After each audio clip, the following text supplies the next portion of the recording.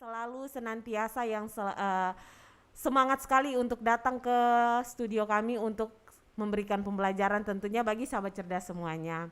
Jadi memang ya, jasa guru itu tidak bisa dibayar dengan apapun. Jadi kita harus berterima kasih sekali dengan guru-guru ini karena mereka yang membimbing kita semua ya untuk menjadi anak-anak yang cerdas. Oke sahabat cerdas, kalau gitu langsung saja ya kita mulai pembelajaran kita bersama dengan Ibu Kety yang pastinya guru dari SMP Kristen Kalam Kudus Ambon. Silakan Ibu Kety. Terima kasih Kak Enca, sapaannya yang bersemangat ya. Halo anak-anak sahabat cerdas yang ada di rumah atau dimanapun Anda berada. Kalau tadi Kak Enca sudah sapa kalian, Ibu Kety percaya kalian dalam keadaan sehat ya. Walaupun hujan di kota Ambon ini, kalau hitung-hitung sudah hampir 1 bulan. Matahari itu bersinar, kalau Ibu ikuti itu cuman bisa hitung dengan jari ya. Dan selanjutnya hujan, apalagi 3 hari belakangan ini, waduh, hujan, kabut, gelap, Ambon dingin cuacanya, tapi tidak membuat kalian menjadi dingin juga atau tidak bersemangat di dalam mengikuti pelajaran yang akan Ibu sampaikan ya.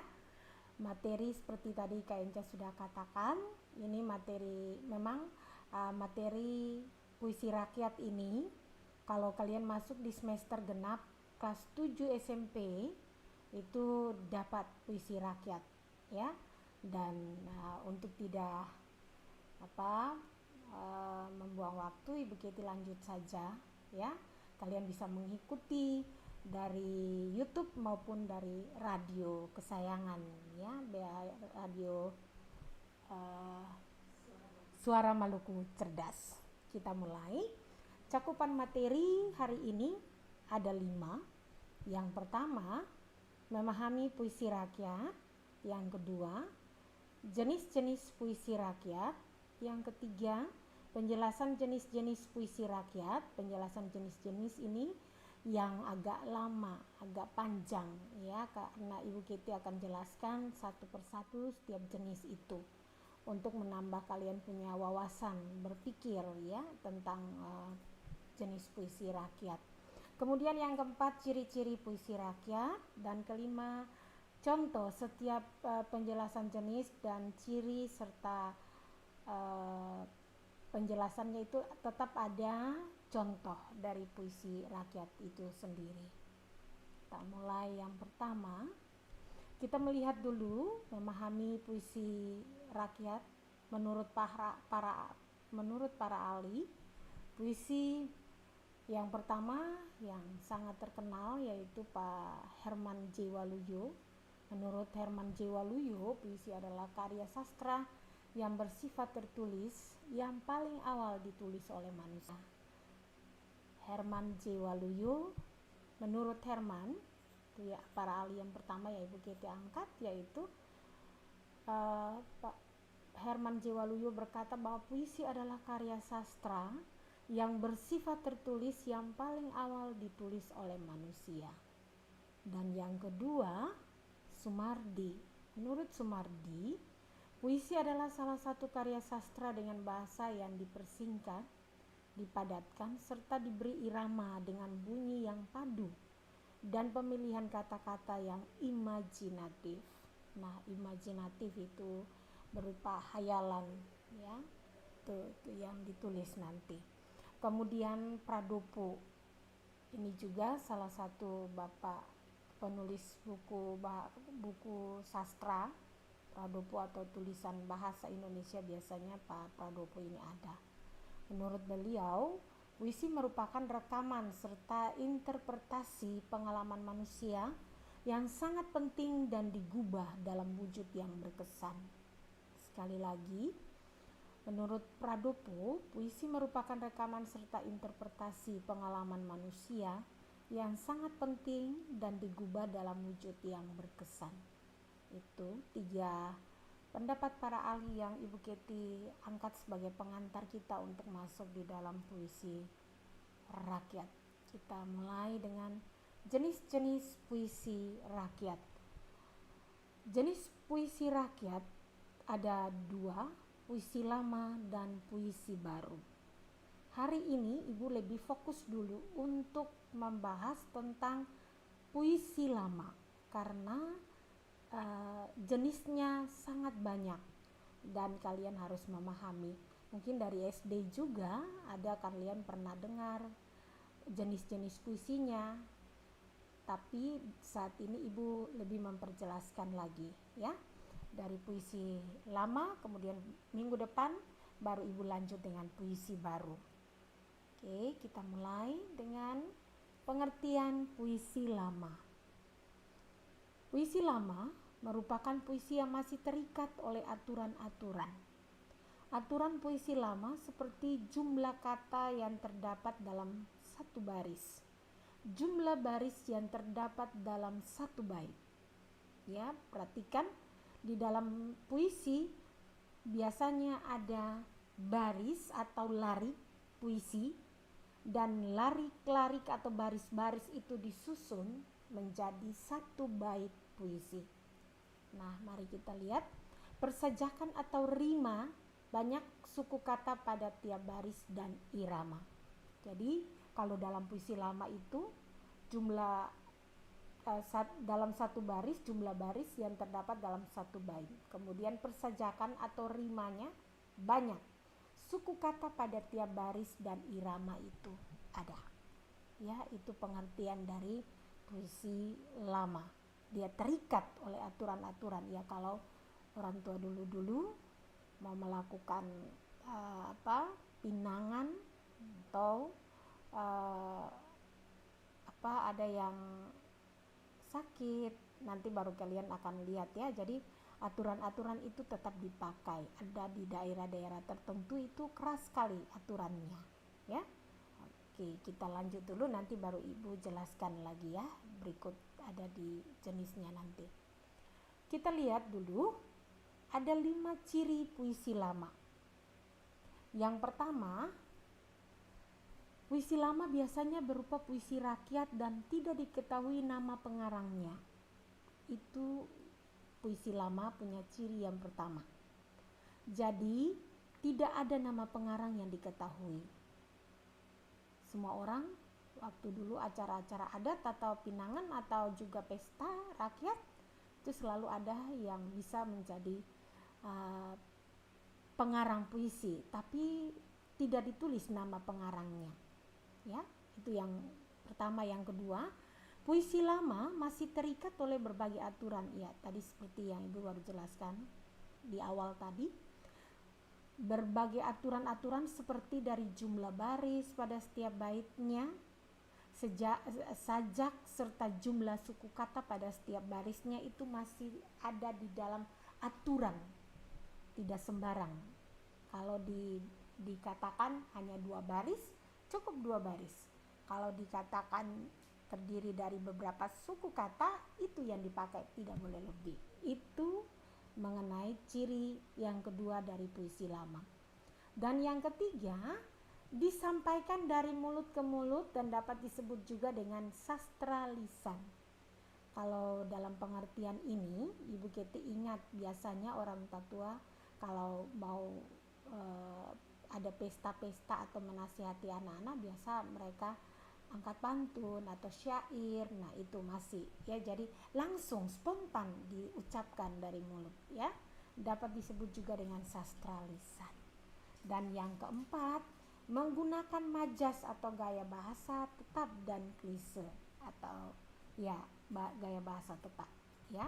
Kemudian yang kelima, biasanya berisikan tentang kerajaan atau fantastis serta istana sentris. Ya, itu dia punya ciri yang kelima.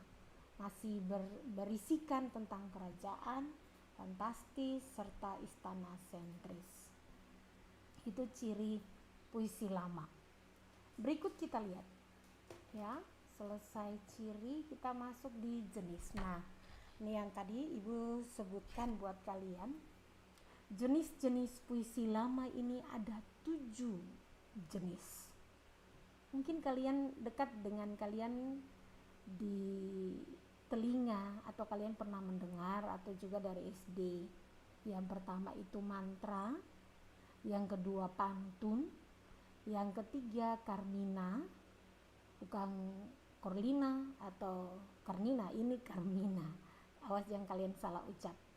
Keempat Seloka, kelima Gurindam, keenam Syair, dan ketujuh Talibun. Ya, pertama mantra, kedua pantun, ketiga Carmina, keempat Seloka, kelima Gurindam, dan keenam Syair, ketujuh Talibun. Ya, kita mulai lihat penjelasan satu-satu. Iya, pengertian mantra. Perlu kalian ketahui sahabat cerdas dan anak-anak, mantra berasal dari bahasa Sanskerta, yaitu mantra atau manir, yang merujuk pada kata-kata yang berada di dalam kitab Veda, yaitu kitab suci agama Hindu. Sekali lagi, mantra berasal dari bahasa Sanskerta, yaitu mantra atau manir, yang merujuk pada kata-kata yang berada di dalam kitab Veda, yaitu kitab suci agama Hindu. Mantra merupakan sebuah ucapan-ucapan yang masih dianggap memiliki sebuah kekuatan gaib, kekuatan gaib, istilahnya ilmu gelap, ilmu hitam. Dan susunan kata yang berunsur puisi, yaitu memiliki rima dan irama, dan biasanya digunakan oleh para dukun atau pawang untuk menandai kekuatan gaib. Kalau di Ambon atau anak-anak yang di kota mungkin kalau dukun mungkin agak-agak istilahnya agak kurang didengar. Tapi kalau pawang sering mungkin kalian dengar. Kalau misalnya ya contoh kecil, kita mau ke Wai atau di Mamala Morela, nah itu ada kolam buaya. Biasanya ada pawangnya. Ya, kalau kita mau lihat buaya itu naik sampai banyak, kita ada pawang yang menuntun kita, memandu kita. Kemudian disuruh beli telur, lalu dibuang. Nah, nanti lihat morea atau belut itu naik semua, ada yang besar, kecil, ya. Itu kalau pawang masih kita jumpai seperti itu di Ambon, ya. Kalau dukun ya mungkin tidak terlalu banyak sih. Ada juga anak-anak yang pernah dengar, tapi yang ibu berikan yang hari-hari yang bisa kalian ingat dan kalian alami itu misalnya pawang, ya. Oke, berikut ciri-ciri mantra. Tadi itu pengertian mantra, sekarang ciri-ciri mantra. Ciri yang pertama, mantra terdiri atas beberapa rangkaian kata yang memiliki irama. Nanti di contohnya baru Ibu Keti baca, baru kalian lihat irama.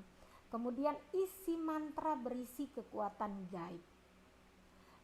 Kemudian yang ketiga, ciri yang ketiga, berisi dan konsepnya menggambarkan kepercayaan pada suatu masyarakat. Keempat, mantra mengandung rayuan dan perintah. Dan kelima, mantra mementingkan keindahan permainan bunyi. Iya. Yang pertama itu mantra terdiri atas beberapa rangkaian kata yang memiliki irama. Isi mantra berisi kekuatan gaib, kalian perlu ingat. Yang ketiga, berisi dan konsepnya menggambarkan kepercayaan pada suatu masyarakat. Keempat, mantra mengandung rayuan dan perintah.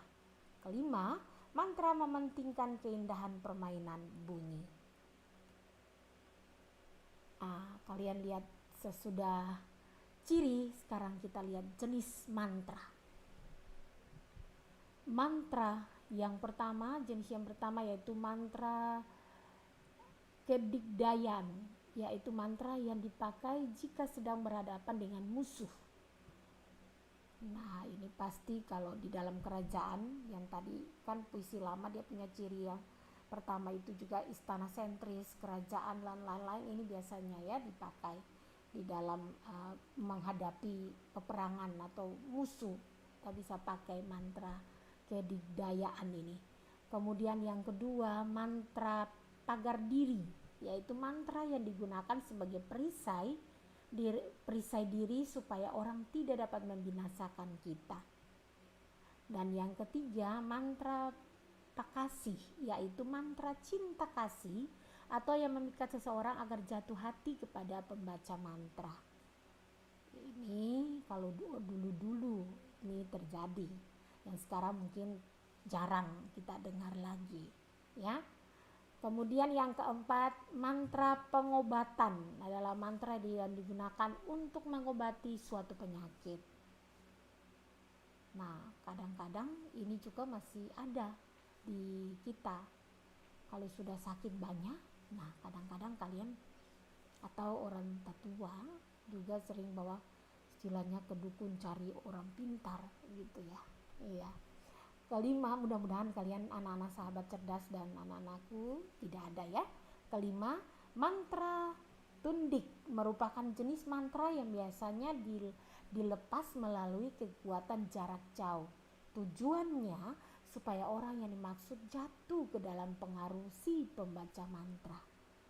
Sekalipun misalnya dia jauh, tapi kalau si pembaca mantra mengetahui identitasnya atau dia mengetahui sesuatu tentang orang lain yang bisa dia buat, ya bisa saja gitu ya. Itu kalau di kota mungkin jarang.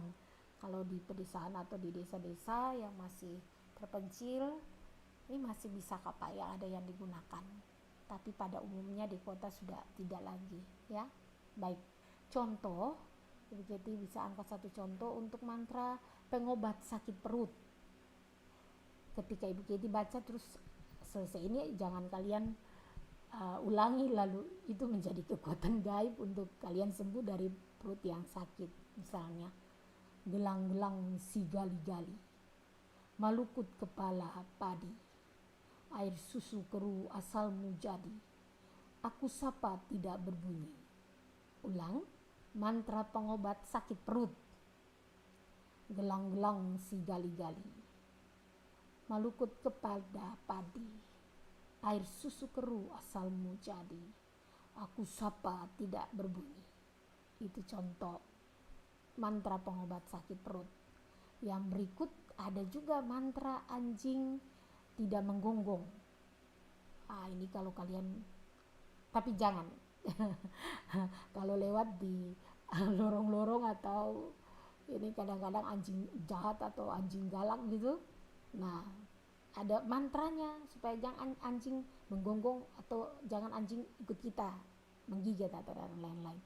Nah, misalnya, pulanglah engkau ke rimba sekampung, pulanglah engkau pada rimba yang besar, pulanglah engkau kepada sungai yang berhulu. Nah, sekali lagi, mantra anjing tidak menggonggong. Contoh, pulanglah engkau ke rimba sekampung, pulanglah engkau pada rimba yang besar, pulanglah engkau kepada sungai yang berhulu. Begitu kayak membaca dalam mulut berkomat kamit begitu ya. Ini biasa pembaca mantra seperti itu. Baik, kalau di televisi Jaka Sembung, Jaka Tarung, itu kalau kalian nonton itu pasti ada unsur-unsur ininya, mantranya masih ada begitu ya.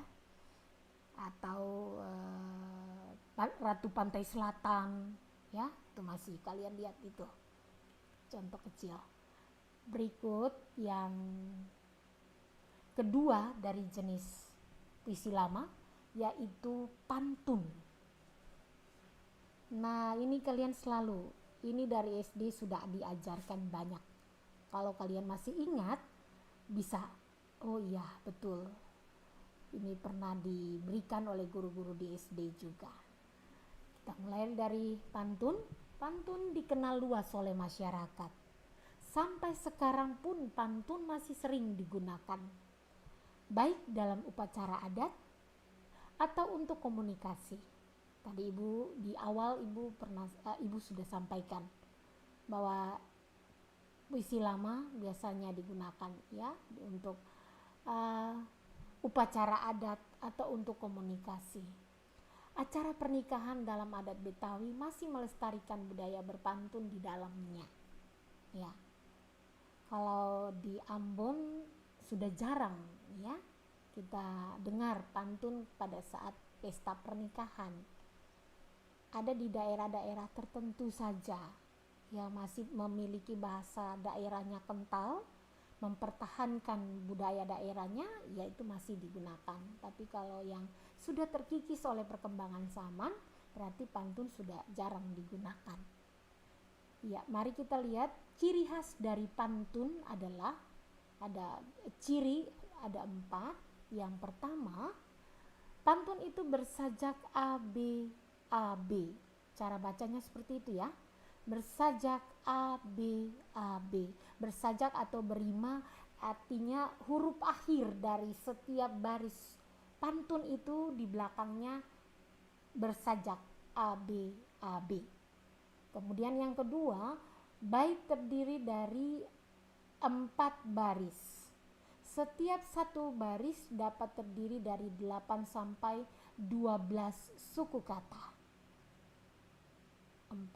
Baris awal, baris 1 merupakan sampiran dan 1, 2 merupakan sampiran, baik baris ketiga dan keempat adalah isi. Itu ciri khas. Terus berdasarkan isinya, pantun terdiri atas pantun anak, pantun muda-mudi, pantun nasihat, pantun teka-teki, dan pantun jenaka.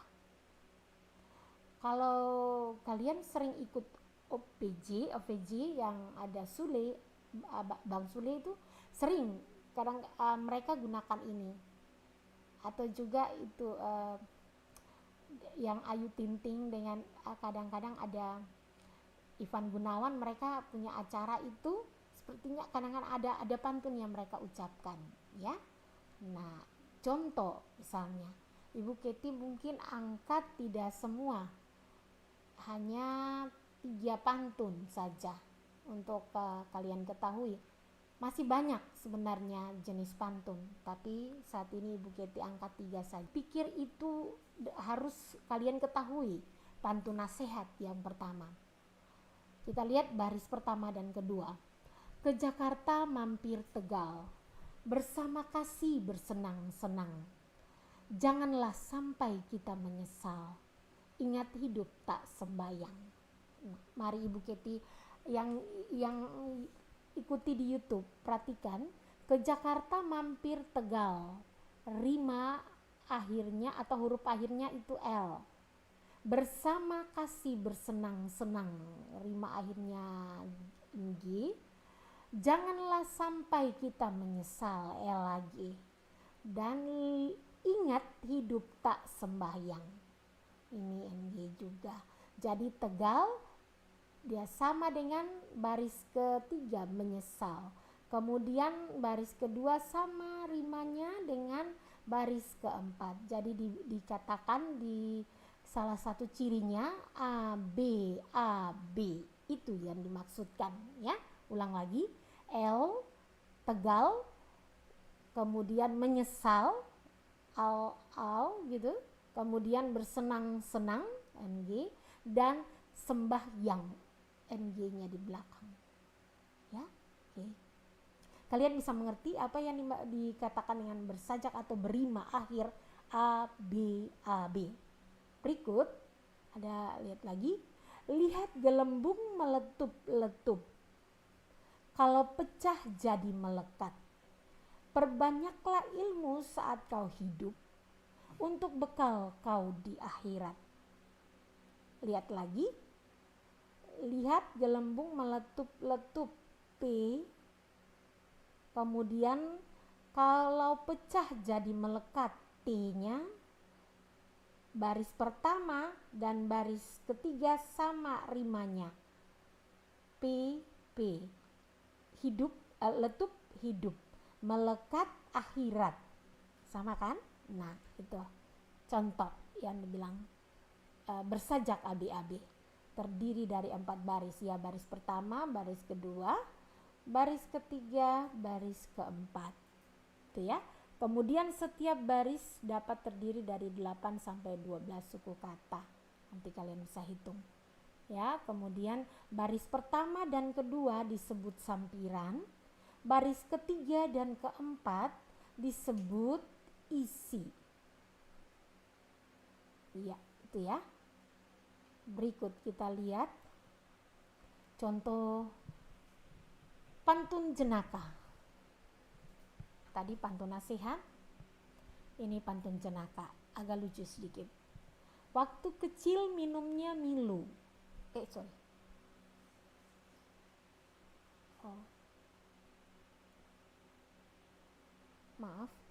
Waktu kecil minumnya Milo, hingga besar masih ketagihan. Beginilah nasib menjadi jomblo, kekondangan tak ada gandengan. Ya, ulang. Waktu kecil minumnya Milo, hingga besar masih ketagihan. Beginilah nasib menjadi jomblo, kekondangan tak ada gandengan. Begini pula namanya cinta, hati selalu berbunga-bunga. Kalau sudah mengingat nona, senyum sendiri macam orang gila. Awas yang kalian tertawa sendiri di rumah, ya. Begini pula namanya cinta, hati selalu berbunga-bunga. Kalau sudah mengingat nona, senyum sendiri macam orang gila. Ya, kalau ini ada yang mulai jatuh cinta, nah ini pasti kena di hati. Cia-cia anak-anak sahabat cerdas mungkin tidak boleh, belum saatnya. Ya, oke, itu pantun jenaka. Kemudian pantun teka-teki. Kalian lihat di sini ada jawaban balon, jawab ikan pari. Nanti ada teka-teki karena harus dijawab. Misalnya, buah lemon, buah pepaya, tapi membeli buah durian. Cobalah terka wahai saudara, makin diisi kok makin ringan. Itu artinya balon jawabannya. Itu contoh ya. Ulang lagi, teki kan, dibilang pantun teka-teki, berarti harus ada yang terka. Apa maksud pantun itu? Buah lemon, buah pepaya, tapi membeli buah durian. Cobalah terka wahai saudara, makin diisi kok makin ringan, katanya. Jawabnya balon, gitu ya. Berikut contoh lagi. Masuk ke hutan mencari lontar, tapi memilih mengambil rotan. Memang pintar, binatang apa lebar kepala dari badan? Nah, kalian akan jawab ikan pari. Ya, oke, sekali lagi. Masuk ke hutan mencari lontar. Cara membaca pantun, cara membaca puisi lama harus berirama kan, tadi Ibu Keti katakan, dia beda dengan puisi modern. Masuk ke hutan mencari lontar, tapi memilih mengambil rotan. Kalaulah saudara memang pintar, binatang apa lebar kepala dari badan? Jawabnya ikan pari. Ya, kalau biasanya kalian dengar kalau acara-acara di televisi, kalau orang Aceh, kalau orang Batak baca pantun itu, wah, seru dengarnya ya. Oke, itu pantun teka-teki dengan 2 contoh plus jawabannya. Berikut kita masuk ke yang ketiga, Carmina. Jenis puisi lama yang ketiga adalah Carmina. Carmina memiliki nama lain pantun kilat karena mirip dengan pantun tetapi pendek isinya. Dia mirip pantun tapi pendek isinya. Jenis puisi ini identik dengan pola sajak lurus, AA saja. Pantun kilat ini biasanya digunakan untuk menyindir seseorang. Wow, ini dulu-dulu kalau orang tua mulai pukul sindir orang lain bisa buat Carmina ya. Oke, kita lihat ciri-ciri Carmina. Ada 6 ciri atas 2 baris. Dia pantun kilat, dia pendek isinya ya. Dia hanya terdiri dari 2 baris. Baris pertama sampiran dan kedua adalah isi. Ciri yang ketiga, isi pada Carmina merupakan sebuah pernyataan lugas atau sendiran atau suatu hal. 4. Jumlah suku kata pada tiap baris Carmina bisa berjumlah 8 sampai 12 suku kata. Pola rima akhir atau persajakannya AA. A. Di antara berikut yang ciri ke-6, di antara sampiran dan isi tidak ada hubungan makna. Nah, mari kita lihat yang di anak-anak sahabat cerdas lihat di YouTube. Contohnya, dahulu beras, sekarang kuta baris kepat. Orang pemerat tersiksa di akhirat. Hanya 2 baris ya. Baris pertama itu dibilang sampiran, baris kedua dibilang atau dikatakan isi. Dahulu beras, sekarang kuta baris kepat. Orang pemerat tersiksa di akhirat. A. Ini T-nya ya. Kok ibu bilang A tapi huruf akhirnya T? Dia punya rimanya, polanya saja ya gitu ya. Kemudian buah durian tajam berduri. Baca Al-Quran tenangkan hati. Buah durian tajam berduri, II di sini, baca Al-Quran tenangkan hati. AA. Kemudian ikan salem beli di pasar. Pipi tembem buatku gusar. Sampai di sini ibu ingat satu anak siswa ibu di Kalam Kudus, sekarang nanti dia naik ke kelas 9. Ibu senang lihat dia pipi. Kadang-kadang ibu cubit pipinya, tembem. Selalu dia kasih nama ibu Keti itu bos katanya. Jadi bos, kalau ibu Keti masuk tuh pipinya itu tembem, jadi gemuk, jadi senang untuk dicubit. Ikan salam beli di pasar, pipi tembem buatku gusar. Kemudian contoh berikut masih RR di sini. Pergi ke laut asin airnya, nyali menciut sebab dia menyapa. AA juga. Itu yang dibilang ya. Ini yang di akhir-akhir ini, akhir huruf itu yang dibilang rimanya. Kalau suku kata 1, 2, 3, 4, 5, 6, 7, 8, 9, 10, 11, 12. 8 sampai 12 suku kata. Ya. Oke. Berikut kita lihat yang keempat. Seloka. Jenis puisi lama yang keempat yaitu seloka. Seloka adalah tertekan. Maaf ibu harus kembali lagi dulu. Ya. Seloka adalah jenis puisi Melayu klasik. Nama lain seloka adalah pantun berkait. Hal ini kalau tadi di depan itu mirip pantun, Carmina itu mirip pantun apa? Kalau dikatakan pantun kilat. Kalau seloka ini jenis sama dengan pantun berkait. Hal ini karena terdiri lebih dari satu bait yang masih terkait. Seloka termasuk dalam puisi bebas. Dalam seloka terkadang rima bisa muncul, tetapi di beberapa seloka tanpa menggunakan rima. Seloka berisi tentang sindiran, ejekan, atau senda gurau yang dinyatakan dalam suatu perumpamaan. Ya, seloka termasuk dalam puisi bebas, itu yang pertama. Dan seloka terkadang rima bisa muncul, tetapi di beberapa seloka tanpa menggunakan rima. Dia istilahnya bebas juga ya. Kemudian seloka berisi tentang sindiran, ejekan, atau senda gurau yang dinyatakan dalam suatu perumpamaan. Nah, sekarang kita lihat. Ciri seloka ada 5. Ciri yang pertama, satu bait terdiri dari 4 baris bersajak A, B, A, B.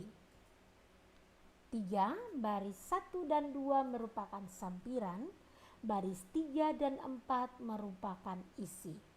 Ciri pertama, kedua, ketiga itu sama dengan pantun, jadi dibilang pantun berkait. Keempat, setiap baris terdiri dari 4 suku kata. Kelima, isi seloka berupa nasihat. Ya, sekarang kita lihat contoh. Jalan-jalan ke kota batik, naik motor milik si Aan. Jikalau engkau berkendara dengan baik, supaya selamat sampai tujuan. Ya, dibilang di situ jalan-jalan ke kota batik. Kalau ke kota batik kira-kira di mana nih kalau kota batik? Ada yang tahu? Solo, Jogja, ya. Jalan-jalan ke kota batik, naik motor milik si Aan.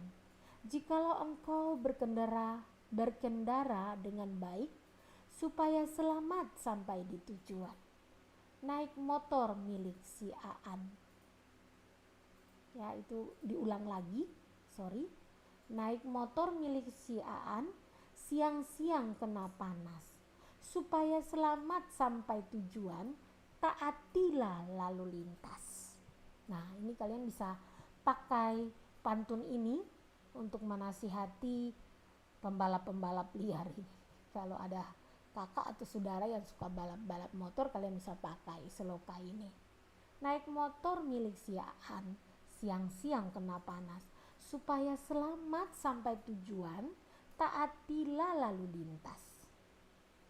Contoh berikut, siang-siang kena panas, pakai payung tutup kepala, taatilah lalu lintas agar berkah bagi semua. Ya, ini kalau mau dikaitkan dengan peraturan lalu lintas di jalan raya ini, kita bisa ucap seloka ini untuk orang lain. Ya, baik, berikut kelima, gurindam. Gurindam jenis puisi lama tentang suatu nasihat dengan aturan setiap bait terdiri dari 2 baris dan bersajak AA. Dia mirip dengan Carmina atau yang tadi. Puisi ini berasal dari Tamil, India. Nah, kalau kalian lihat film-film India mungkin ini juga banyak dipakai. Ciri-ciri gurindam ada 6 malah. Pada setiap baris bersajak A, A, B, B. Agak beda sajaknya dengan pantun dengan syair. Ya, ini dia A, A, B, B, dan seterusnya. Yang kedua, gurindam hanya terdiri dari 2 baris, tidak lebih. 3, ciri yang ketiga, baris kedua berupa isi. 4, jumlah kata per baris hanya sekitar 10 kata. 5, gurindam berisi nasihat. 6, pada tiap baris gurindam mempunyai hubungan sebab akibat. Ingat, pada tiap baris gurindam mempunyai hubungan sebab akibat. Nah, untuk ketahuan kalian bahwa pengarang gurindam yang sangat terkenal hingga kini adalah gurindam yang berjudul 12. Gurindam 12 judulnya, karya Raja Ali Haji. Ini terkenal kalau kalian di SMA masih dapat tentang sastra, khususnya puisi lama, pasti ingat ini juga. Gurindam 12 karya Raja Ali Haji. Ambil jurusan bahasa seperti Ibu Keti nantinya. Nah, ini memperdalamnya, paling nanti kalian akan temui di sana. Nah, kita lanjut. Ini contoh gurindam. Sebelum contoh ada jenis gurindam ada 2. Yang pertama, gurindam berangkai adalah bentuk gurindam yang ditandai dengan kata yang sama pada baris pertama tiap bait. Ulang lagi, gurindam berangkai adalah bentuk gurindam yang ditandai dengan kata yang sama pada baris pertama tiap bait. Contoh, lakukan saja yang menurutmu benar. Lakukan saja yang menurutmu pantas. Hidup hanya bergantung hati. Hidup hanya sesaat dan kemudian mati. Dua-dua baris saja. Ya, tuh kalian lihat. Berikut yang kedua, gurindam berkait adalah gurindam yang ditandai dengan, kalau tadi di atas gurindam berangkai, ini yang kedua gurindam berkait. Gurindam yang ditandai dengan adanya keterkaitan antara bait pertama dengan bait-bait seterusnya atau selanjutnya. Contoh, siapa ingin sesat dunia akhirat, maka cepatlah taubat sebelum terlambat. Orang kalau dibilang begini, kalau mau selamat di akhirat nanti, di akhirnya nanti, maka cepatlah bertobat sebelum terlambat. Karena kalau tidak bertobat tidak dapat masuk di akhirat atau di surga. Seperti itu. Ya. Ini gurindam yang berisi nasihat juga bagi kita. Kemudian contoh berikut, tapi siapa yang lekas bertaubat sebelum kiamat, maka didapatlah itu yang namanya selamat. Aneh juga ya dengarnya, tapi itu yang dibilang puisi lama selalu ada dalam bentuknya seperti ini. Tapi dan isinya ya, tapi siapa yang lekas bertaubat sebelum kiamat, maka didapatlah itu yang namanya selamat. Jadi kalau mau selamat masuk surga atau kiamat harus bertobat cepat, jangan lama, begitu kata hari-harinya, seperti itu ya. Oke, itu mengenai jenis gurindam. Jadi jenis gurindam ada dua, berangkai dan berkait. Memiliki hubungan keterkaitan satu dengan yang lain, baik baris-baris pertama, kedua masih ada kaitan dengan baris ketiga dan keempat. Itu yang dibilang berkait. Ya, baik. Berikut kita lanjut yang keenam. Ini juga sering di sekolah. Jadi biasanya dari SD itu kalian dapati itu pantun, syair, gurindam, itu dekat di hati, dekat telinga atau dekat dengan pembelajaran yang diberikan oleh guru-guru di SD. Dan di SMP lebih lanjut lagi. Berikut kita lihat yang keenam, puisi lamanya syair.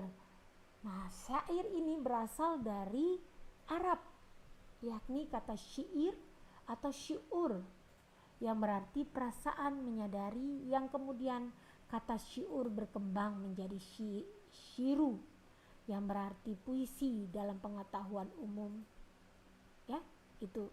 Jadi syair awalnya itu dari bahasa Arab, yakni syair atau syuur yang berarti perasaan menyadari, yang kemudian kata syuur berkembang menjadi syiru yang berarti puisi dalam pengetahuan umum. Itu sedikit kisah tentang sejarah syair itu, asalnya dari mana. Kemudian ciri khas dari syair adalah satu, setiap bait terdiri atas 4 baris. Ini selalu kalian ingat. Biasanya keluar di soal-soal tes juga. Setiap kata bersajak a. Cara bacanya gitu ya, bukan bersajak a. Beda. Bersajak a.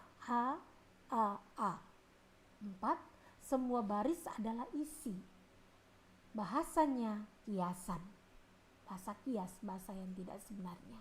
Nah, mari nanti kita lihat contoh lagi ya. Ini tentang syair pendidikan. Wahai engkau para pemuda, engkaulah pewaris bangsa. Giatlah belajar sepanjang masa untuk membangun bangsa negara. Syairnya, wahai engkau para pemuda, engkaulah pewaris bangsa. Giatlah belajar sepanjang masa untuk membangun bangsa negara. Ini syair pendidikan yang dekat dengan kalian. Jadi kalianlah generasi penerus bangsa, pewaris bangsa ini harus belajar setiap saat membangun bangsa dan negara ini. Ilmu bukanlah untuk harta semata. Ilmu tak akan lekang oleh usia, sebab ilmu akan membuatmu terjaga dan ilmu akan membuatmu dewasa. A a a a a a a a. Nah, terdiri dari satu bait 4 baris. Ya, nih 1, 2, 3, 4 ini satu bait. Bait baru, ilmu bukanlah untuk harta semata. Ilmu tak akan lekang oleh usia, sebab ilmu akan membuatmu terjaga dan ilmu akan membuatmu dewasa. Ya, jadi semangat belajar untuk terus harta, ya, harta yang tidak bisa dibeli dengan apapun, yaitu ilmu pengetahuan. Jadi kalian harus giat dalam belajar. Contoh berikut, belajarlah tanpa malas, hormatilah semua penghuni kelas. Masa depan perlu kerja keras, kalau perlu energi terkuras. Nah, jadi kadang ini pantun ini, syair ini juga bagi kalian anak-anak sahabat cerdas dan anak-anak kalam kudus ini harus kalian ingat juga ya. Hormatilah semua penghuni kelas. Masa depan perlu kerja keras, kalau perlu energi terkuras. Energi terkuras saat buat tugas, saat mau kuis, kalian energi terkuras di situ. Tapi harus semangat untuk kerja, untuk belajar. Ya, berikut. Ini juga masih syair pendidikan tadi untuk anak-anak, ini sekarang untuk guru. Hormatilah para guru, pandanglah sebagai orang tuamu. Ilmu senantiasa akan masuk dalam kalbu, bersama berkah untuk jiwamu. Sekali lagi, hormatilah para guru, pandanglah sebagai orang tuamu. Ilmu senantiasa akan masuk dalam kalbu, bersama berkah untuk jiwamu. Ada 4 baris lagi ya. Sebenarnya harus ada jeda tiap bait. Tapi karena ibu pikir di slide PowerPoint, jadi ibu padatkan seperti ini. Tapi sebenarnya syair pendidikan ini ada 3 syair. Ada 3 bait, terdiri dari 4 baris, itu semua ada. Bersajak AA itu juga ada. Pemuda, bangsa, masa, negara. Kemudian di bait kedua, semata, usia, terjaga, dewasa. Kemudian bukan 3 tapi 4. Malas, kelas, keras, terkuras. SSS gitu ya. Guru, tuamu, kalbu, jiwamu. Jadi guru, u. Tuh ya, dimaksudkan di sana. Semua baris adalah isi ya. Kalian lihat tidak ada sampiran di dalam syair ini. Oke. Wahai engkau para pemuda, engkaulah pewaris bangsa. Giatlah belajar sepanjang masa untuk membangun bangsa negara. Ya, hormatilah para guru, pandanglah sebagai orang tuamu. Ilmu senantiasa akan masuk dalam kalbu, bersama berkah untuk jiwamu. Bisa mengerti anak-anak? Ibu lanjut yang ada contoh lagi, ini pantun nasihat. Tadi pantun pendidikan, ini pantun nasihat. Dengarkanlah wahai kawan sejati, syair sederhana dari lubuk hati. Hidup dunia fana ini tentang kerikil yang kena dihadapi. Semua.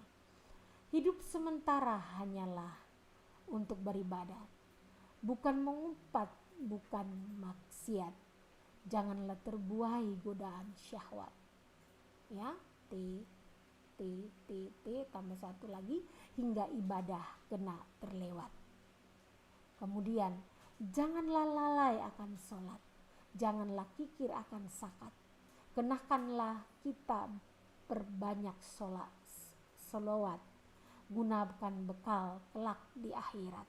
Ini itu banyak juga. Tuhan tak pernah lupa. Tuhan pun tak pernah memalingkan kita. Sebab Tuhan selalu bersama kita, tapi kita selalu lupa padanya.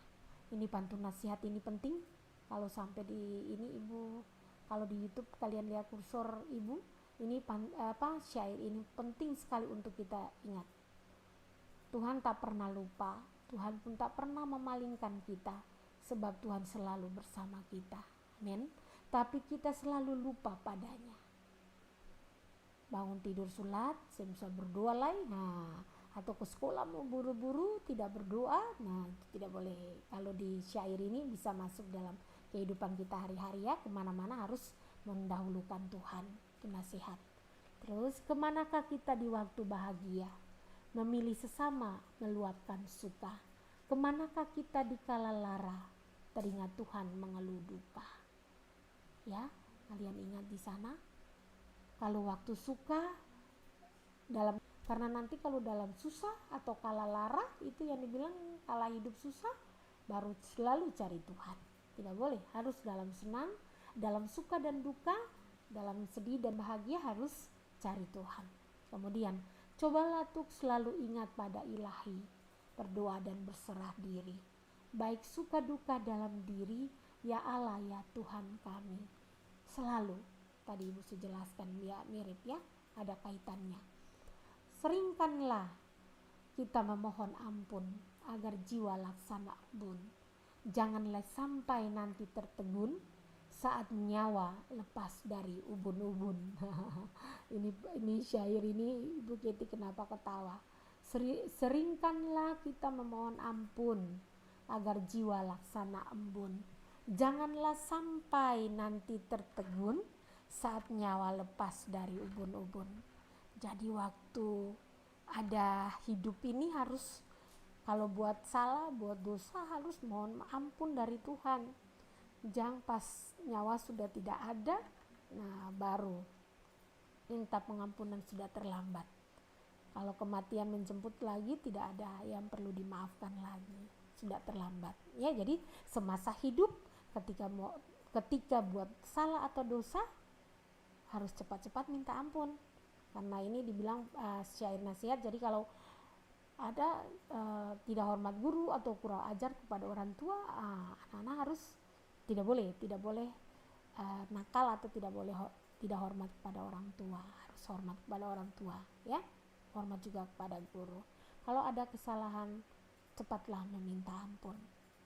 Oke, itu sekilas Ibu bahas tentang arti dari syair nasihat ini. Kita lanjut.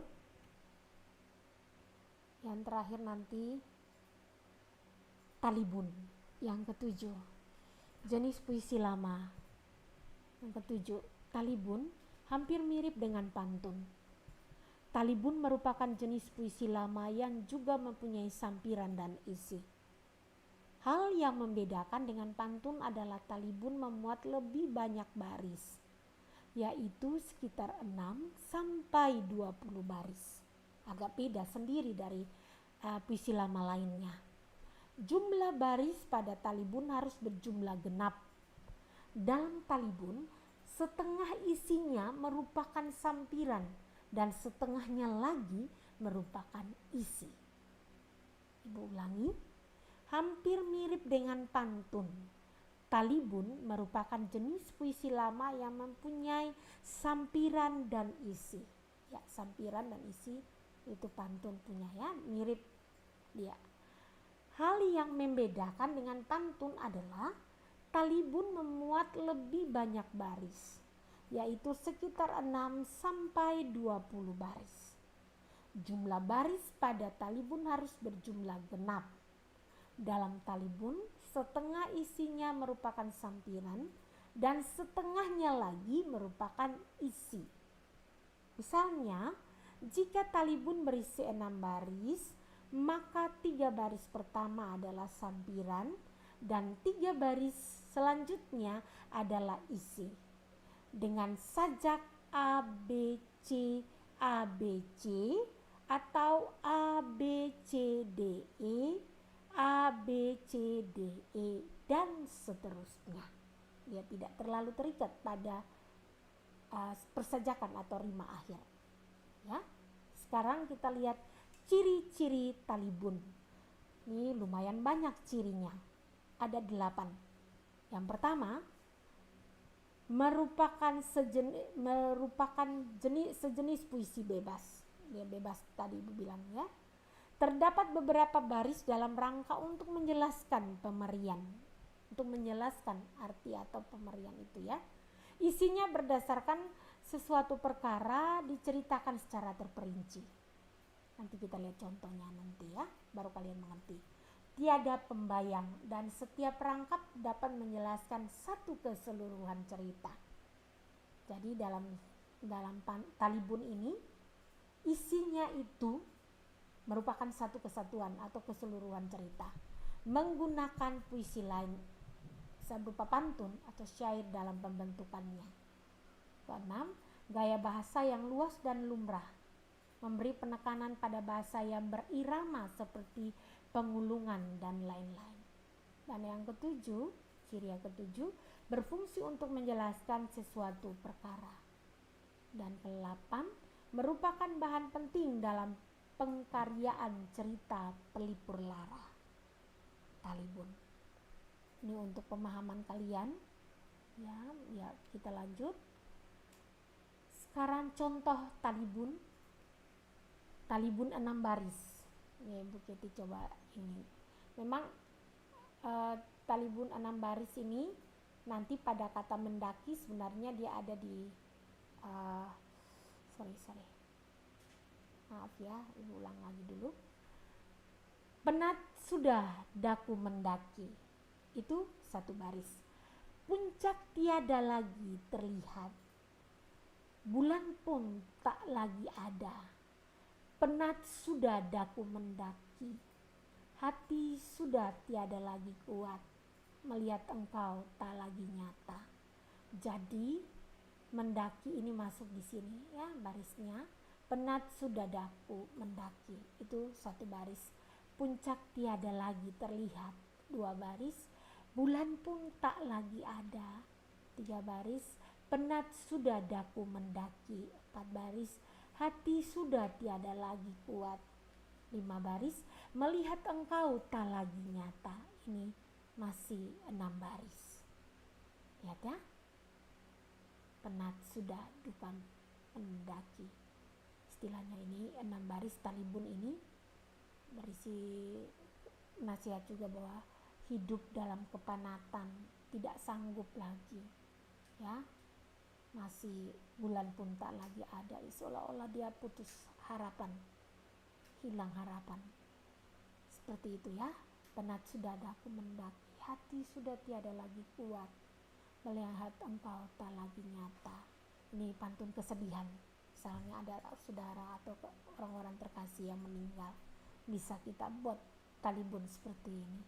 Penat sudah daku mendaki, puncak tiada lagi terlihat, bulan pun tak lagi ada.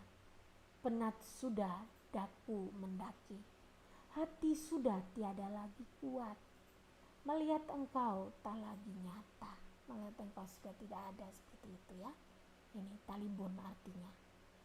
Kemudian talibun 8 baris. Duduk berpangku menatap purnama, anak tertawa sambil berlari. Ibu jelaskan lagi di baris pertama ini masih sampai di purnama. Duduk berpangku menatap purnama, ini 1 baris. Anak tertawa sambil berlari, 2 baris. Aku pun telah hilang kuasa, 3 baris. Menangkap pesan yang tersirat, 4 baris. Anak cucu hormatilah mama, 5 baris. Agar hilang semua duri, 6 baris. Jangan sampai berbuat dosa dan selamat kelak di akhirat, 8 baris pas ya. Ini berisikan tentang apa? Kalau talibun 8 baris ini, duduk berpangku menatap purnama, anak tertawa sambil berlari, aku pun telah hilang kuasa, menangkap pesan yang tersirat, anak cucu hormatilah mama, agar hilang semua duri. Jangan sampai berbuat dosa dan selamat kelak di akhirat. Ini kalian harus lihat baik-baik. Ada satu pribadi tersirat di dalam talibun ini, yaitu mama. Kalau siapa yang kurang ajar, tidak hormat kepada mama, nah akan ada akibatnya. Ya, oke, itu ya, itu contoh talibun harus hormati orang tua supaya selamat kelak. Oke, itu yang bisa ibu berikan untuk puisi lama dulu ya. Nanti minggu depan kita lanjut dengan puisi baru lagi, itu juga jenisnya banyak. Dari tadi Ibu Keti persiapan kalau mau diberikan hari ini seluruhnya, kalian bisa jenuh. Jadi Ibu pilah hari ini Ibu masuk dengan puisi lama dulu, kemudian minggu depan puisi baru. Kalau puisi baru, anak-anak sahabat cerdas atau anak-anak Kalang Kurus yang sudah dari kelas 9 ke SMA bisa ikut, karena nanti di SMA lebih banyak berbicara tentang puisi baru dan dia punya jenis-jenisnya. Ya, oke, baik, itu yang bisa Ibu berikan. Semoga bermanfaat bagi kalian dalam meraih cita dan harapan yang masih panjang terbentang luas. Mari, tadi juga Ibu lupa berdoa. Sekarang kita berdoa sebelum Ibu kembalikan buat Kak Enca yang memandu. Kita berdoa. Bapak, terima kasih kami sudah boleh belajar tentang puisi lama, jenis cirinya, contohnya. Kiranya apa yang memberikan ini berguna bagi anak-anak kekasih, khusus untuk jenjang SMP, Bapak. Biarlah hikmati mereka dengan akal budi, kebijaksanaan. Di tengah-tengah pandemi COVID ini, ajar mereka juga untuk memiliki waktu luang untuk terus review pelajaran yang pernah didapati di bangku SMP kelas 7, 8, dan 9, bahkan akan ada juga lanjutan di SMA. Tuhan tolong mereka, jaga, lindungi, pelihara kami semua, pemerintah kota ini, pemerintah provinsi, dan semua orang yang punya kompeten dalam menangani penyebaran virus corona. Biarlah dalam kasih-Mu Tuhan memberkati mereka semua. Tuhan lindungi, Tuhan sanggup menghentikan penyebaran virus ini dengan kuat kuasa-Mu. Terpujilah nama-Mu Bapa, kami sudah belajar, dalam nama Yesus kami berdoa, amin. Saya kembali buat Kak Enca, terima kasih.